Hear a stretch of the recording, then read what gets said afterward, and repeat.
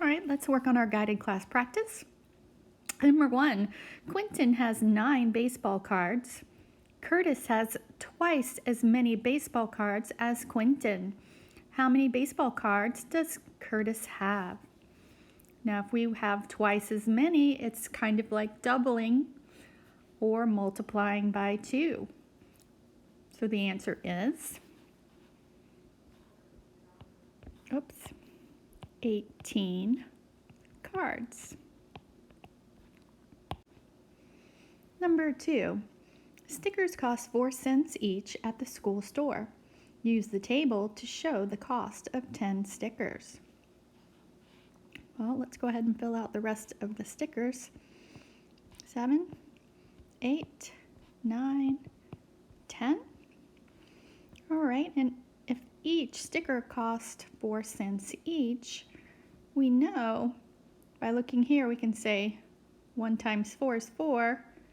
2 stickers at 4 cents equals 8 cents. 3 stickers times 4 is 12. So 4 times 4 equals, get ready, 16 cents. 5 times 4 cents equals 20 cents. 6 times 4 cents equals 24 cents. Also, you notice that we're just going up by 4 cents each time we add another sticker. 7 times 4 cents equals 28 cents. 8 times 4 cents equals 32 cents. 9 times 4 equals 36 cents. And 10 times 4 equals 40 cents. So,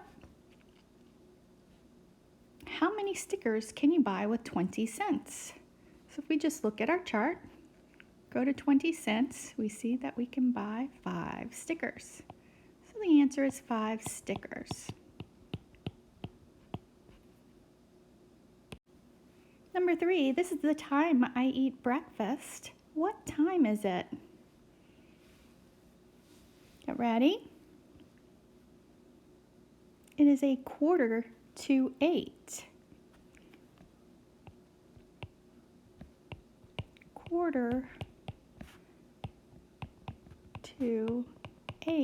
using words, or we could say 7:45. Number 4, double the value of these coupons. 20 cents, if we doubled it, is how much? Get ready. 40 cents. We double 35 cents. Get ready. 70 cents. Alrighty, number 5. The area of this rectangle is the number of square centimeter tiles you will need to cover it. So it's showing us here that that is 1 square centimeter. So I'm going to take my ruler. So I used my ruler to measure off centimeters across the top and down the side. And what I came out with was, let's see, 1, 2, 3, 4, 5 centimeters across the top, and 1, 2, 3 down the side.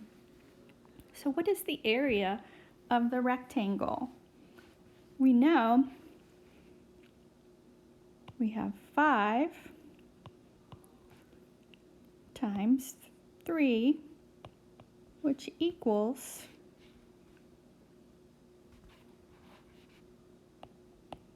15, and the area equals 15 square centimeters.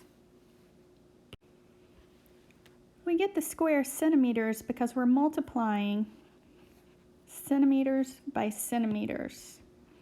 And so that gets doubled into a square centimeter. We'll learn more about that later. Number 6, find the answers.